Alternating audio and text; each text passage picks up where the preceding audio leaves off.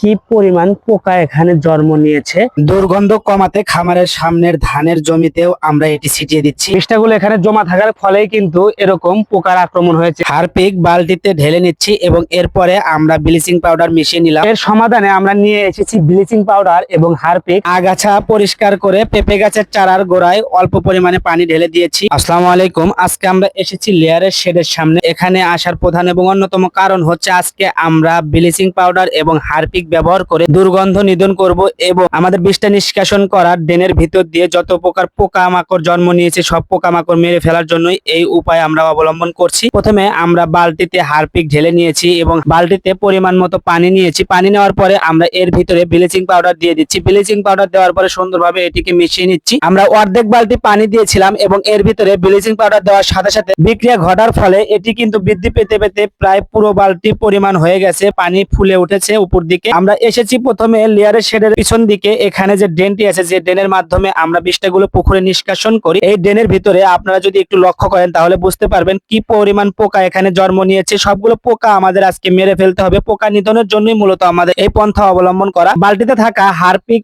এবং bleaching powder মিশ্রণ আমরা সুন্দরভাবে পুরো ড্রেনের ভিতরে দিয়ে দিয়েছি। ড্রেনের ভিতরে ছিটিয়ে দেওয়ার সাথে সাথে 1 মিনিটের মাথায় আমরা যা দেখলাম, দেখে তো আমরা হতভম্ব হয়ে গেছি। এত দ্রুত অল্প সময়ের মধ্যেই যে এটি কাজ করবে আমরা কল্পনাও করতে পারিনি। গন্ধ কিন্তু অনেকটাই লাঘব হয়েছে, গন্ধ নিধন হয়েছে। এবং এর সাথে আমরা যে কাজটি করলাম, আমাদের ধান ক্ষেতের ভিতরে একটি ডোবা ছিল যেখানে আমরা কয়েকদিন বিষটা নিষ্কাশন করেছি। মূলত পুকুর খনন করার সময় কয়েকদিন এখানে আমরা বিষটা রেখেছিলাম, সেখানেও আমরা এটি ছিটিয়ে দিয়েছি, সেখান থেকে যেন কোনো প্রকার দুর্গন্ধ না ছড়ায়। অনেকেই আমাদের কাছে জানতে চান, আমরা যে বেশ কিছুদিন আগে পেঁপের চারা লাগিয়েছিলাম আমাদের পুকুর পাড়ে এবং রাস্তার দুই পাশে, সেই পেঁপে গাছের আপডেট জানতে চান। পেঁপের চারা লাগানোর পরে এ পর্যন্ত পেঁপে গাছ নিয়ে কোনো ভিডিও বানাইনি বা আপনাদের সাথে সেটি শেয়ার করাও হয়নি। আপনাদের আগ্রহের জন্য আজকে আমরা দেখাবো আমাদের পেঁপে চারার কি অবস্থা। বেশ কিছু চারা এখান থেকে মারা গেছে। পেঁপে চারা লাগানোর উপযুক্ত সময় ফেব্রুয়ারি থেকে মার্চ মাস পর্যন্ত, কিন্তু আমরা আগাম হিসাবে ডিসেম্বর মাসে লাগিয়েছিলাম, যার ফলে 2-1টি মারা গেছে। এই সময়টাতে পানি স্বল্পতা থাকার কারণে এই সমস্যাটি হয়েছে। মূলত আমরা যদি এই ফেব্রুয়ারি মাসে পেঁপে চারা লাগাতাম তাহলে কিন্তু একটা চারাও মারা যেত না। পেঁপে গাছের চারার গোড়ায় দেখলাম 2-1টি আগাছা হয়েছে। সেই আগাছাগুলোকে আমরা টেনে তুলে পরিষ্কার করার পরেই পরিমাণ মতো পানি প্রত্যেকটি গাছের গোড়ায় ঢেলে দিচ্ছি। মাটি ভেজা থাকলে কিন্তু মাটির রস ভালো থাকবে এবং দ্রুত সময়ের মধ্যে গাছগুলো বড় হবে। আপনারা যারা পেঁপে গাছ লাগাতে চান তারা